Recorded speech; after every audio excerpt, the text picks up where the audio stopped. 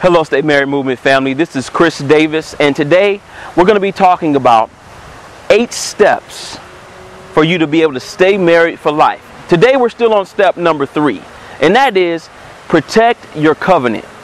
Now, I was reading a book, and the name of that book was Hedges, Loving Your Marriage Enough to Protect It. And right now, I'm in a place to where you can see this sign right here says, beware of alligators. Is that right? And then right here, it's like a little pond here, right where I live. But right to the left of me, you'll see there's a fence. There's not only a fence, there's also hedges on the inside of that fence to make sure that when we go swimming, we don't see something in the pool that could eat us. Is that right? Actually, yesterday I saw an alligator right across the way. So I'm glad that they have these, this in place for us so we can be protected.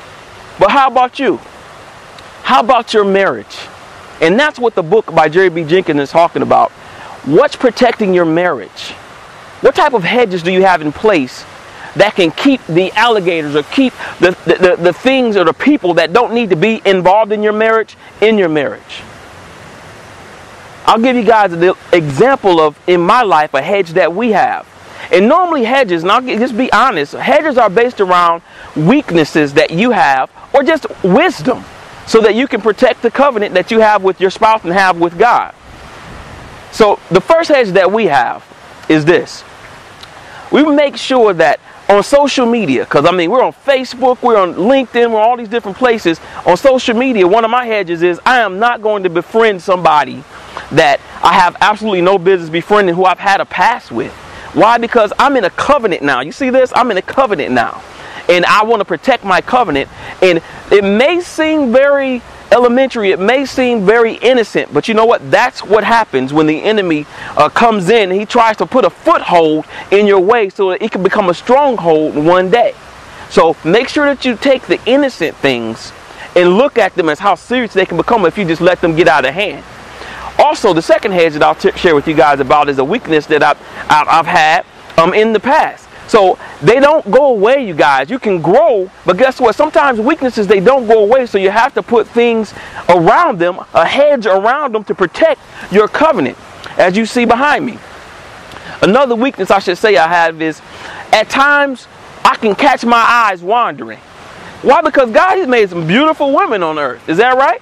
But you know what? I'm wearing this right here. At this time, it's 14 years strong, going on 15 this year. So anytime I ever catch my eyes wandering, I remember the scripture and I meditate on the scripture that in Job says, I made a covenant with my eyes and I may not look upon a virgin with lust.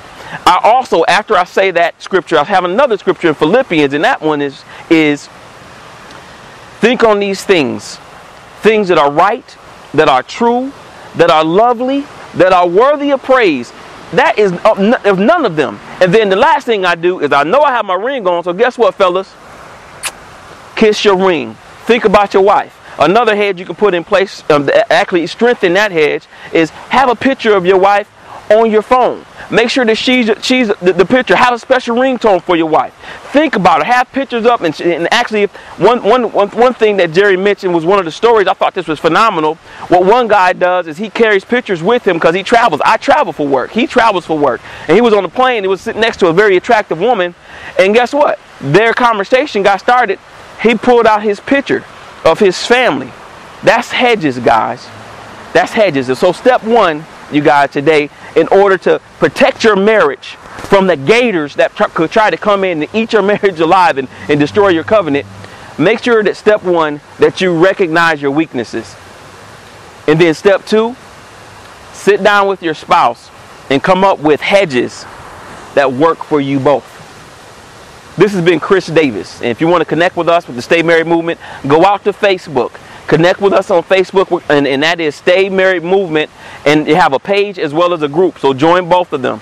And what we would love to do is just continue to give you information like this and resources like this, like Jerry B. Jenkins' books, Hedges, so it can help to take your marriage to the next level, so you can protect your marriage and you can stay married for life. God bless. I'll see you moving forward together. Why? Because I know you're going to be protecting hedges, protecting hedges around your marriage.